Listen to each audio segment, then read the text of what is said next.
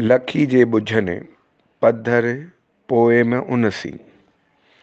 लखी जे ॿुझनि पधर पोइ में उनसी।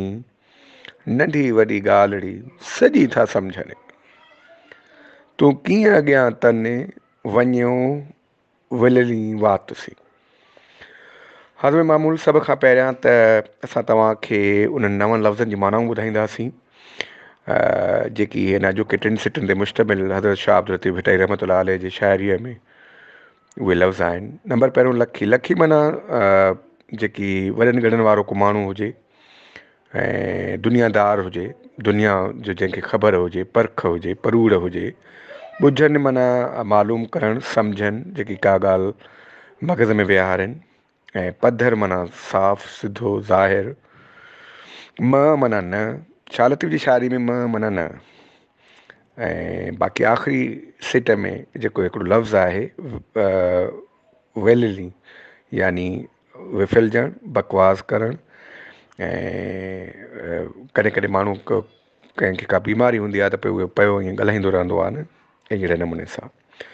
सो हज़ब मामूल हिकु दफ़ो ॿीहर असां टिनि सिटनि ते मुश्तमिल हिन बेत खे हज़रत शाह अब्दुल लतीफ़ भट्टाई रहमतुल्लाह अलैह खे वरजाईंदासीं।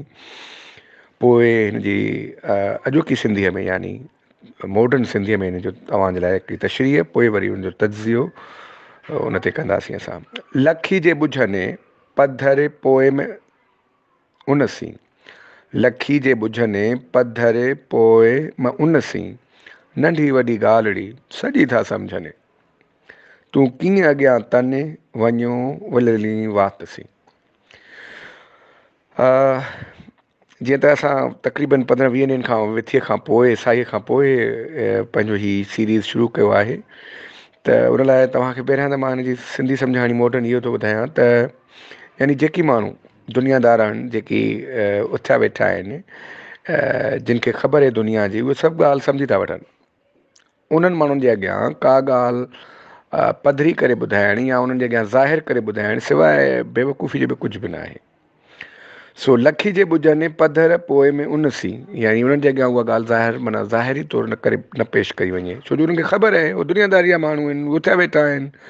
ऐं उनखे माण्हू जी ख़बर आहे, उन्हनि जी माना ॻाल्हि जी ख़बर आहे, उन्हनि जी स्पीच जी तक़रीर जी ख़बर आहे त उहे कीअं ॻाल्हाईंदा आहिनि, लहजनि जी ख़बर आहे, लफ़्ज़नि जी ख़बर आहे। त उन्हनि जे अॻियां माना हरू भरू पाण ॾेखाओ, पाण वणाइण या घणो कुझु ॻाल्हाइण माना सवाइ वक़्त जे ज़ान ॿियो कुझु बि न आहे। ऐं उहे सम्झी था वञनि सभु कुझु। नंढी वॾी ॻाल्हिड़ी सॼी था सम्झनि। नंढी ॻाल्हि हुजे तोड़े वॾी ॻाल्हि, उहे दुनियादारी जा माण्हू आहिनि, तजुर्बेकार माण्हू आहिनि, उन्हनि खे सभिनी जी ख़बर आहे, सॼी ॻाल्हि सम्झी था वठनि। ऐं टियों, तूं कीअं अॻियां तने। पोइ हिकिड़ा माण्हू उहे हूंदा आहिनि जेकी उन्हनि जे अॻियां वञो विलली वातसी, उन्हनि जे अॻियां पिया ईअं बक बक टॉकिंग ऐं बबलिंग कंदा था वञनि ऐं बकवास कंदा था वञनि। उन्हनि जे लाइ इहो अजायो आहे। हाणे चऊं था हिन जे मोरल टीचिंग्स जी। मोरल टीचिंग्स इहा आहे त माण्हू कोशिशि करे त घणो न ॻाल्हाए न।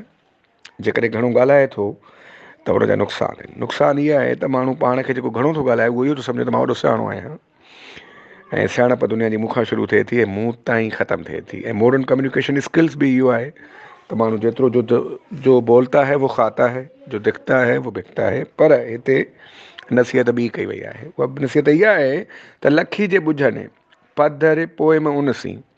People who understand you, people who understand your language, people who understand the secrets of the word and even language, then it's folly, it's foolishness to speak everything in front of them or reveal everything in front of them or unfold everything.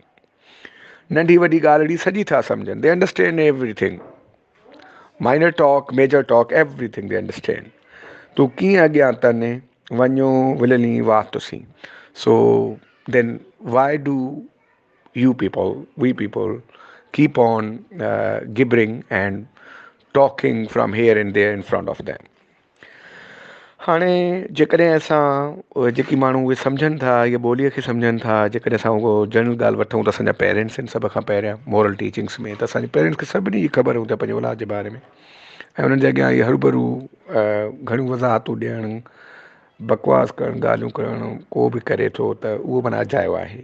जीअं ई class जो माहौल वठो त शागिर्द या शागिर्दाणियूं जेकी teacher जे अॻियां हरू भरू क्लास में ऐं अजाई का बहस छेड़नि था पिया त उन्हनि खे इहा सम्झणु खपे त उस्ताद जेके उन्हनि खे पढ़ाइनि था पिया हुते नंढी वॾी ॻाल्हि अहिड़ी सॼी था सम्झनि। उहे सॼी ॻाल्हि सम्झनि था, उहे दुनियादार जा माण्हू आहिनि, उहे इल्मु वारा आहिनि ऐं वॾनि गुणनि वारा न वारा आहिनि। ऐं गुणनि मां मुराद इहो न आहे त गुड़ खपाइण वारा या वठण वारा, लाइटर मूड में सम्झाईंदो हलां थोरो त गुड़नि वारा मतिलबु उहे वॾनि खूबियुनि वारा आहिनि न। तूं कीअं अॻियां तने वञो विल विली वातसी। हाणे उन्हनि जे अॻियां हरू भरू माना अजायो घणो ॻाल्हाइणु बकवास करणु इहो माना सवाइ बेवकूफ़ी कुझु बि न आहे। ऐं हूअं बि चयो वेंदो आहे, हज़रत अली इस्लाम जो कोल मूं काथे पढ़ियो हुयो शायदि, त हिन सां ॻाल्हि रिलेट कंदुसि त one who speaks too much max the most mistakes. जेको घणो ॻाल्हाईंदो आहे उहो उहो ई शख़्स घणियूं ग़लतियूं बि कंदो आहे। सो इवन फ्रांसिस बेकन लाइ कंहिं हिकिड़े हंधि त इहो बि चयो हो त जेको आहे न speech is a silver and silence is a gold. ऐं तक़रीर जेका या ॻाल्हाइणु जेका आहे उहा चांदी आहे ऐं जेको ख़ामोशी आहे न उहो माना सम्झ सोन आहे।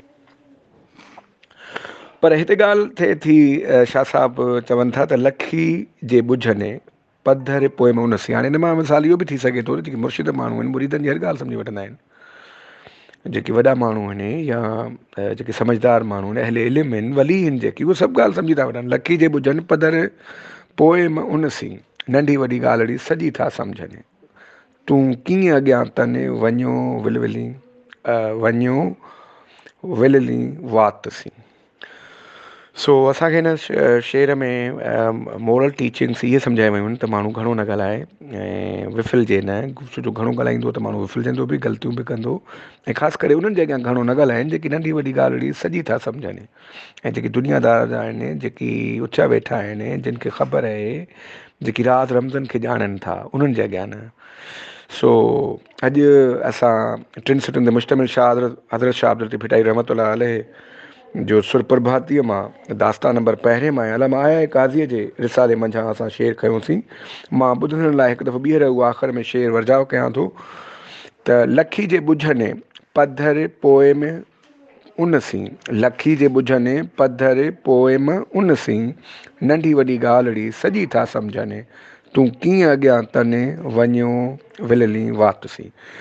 मुंहिंजो नालो प्रोफेसर मनीर डोमकी आहे ऐं अॼु असां सुर प्रभाती जे दास्तान नंबर 1 जो हिकिड़ो बेत हज़रत शाह अब्दुल लतीफ़ भिटाई रहमतुल्लाह अलैह जो ज़ेर बहस आंदोसीं। विदिस ख़ुदा हाफ़िज़।